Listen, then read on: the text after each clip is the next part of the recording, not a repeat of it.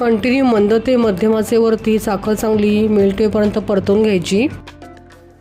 तुम्ही बघू शकता या ठिकाणी संपूर्ण साखर ही कॅरमलाइज झालेली आहे। शुगर कॅरमलचा रंग सुद्धा मस्त तांबूस आलेला आहे। आता गॅस मंद आचेवर करून दुधामध्ये तयार केलेलं शुगर कॅरमल हळूवारपणे थोडं थोडं घालायचं आणि लगेच चमच्याने हे एकत्र एकजीव करून घ्यायचं।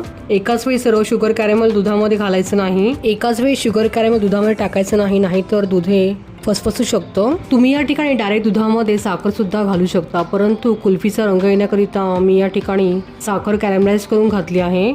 तुम्ही बघू शकता शुगर कॅरमलाइज केल्यामुळे दुधाला मस्त तांबूस रंग आला आहे। त्यामध्ये पाव कप मिल्क पावडर घालायची। आता ही मिल्क पावडर कंटिन्यू दुधामध्ये परतवून एकजीव करून घ्यायची। तुम्ही ही मिल्क पावडर पॅन मधलं थोडं दूध घेऊन वाटीमध्ये मिक्स करून सुद्धा घालू शकता।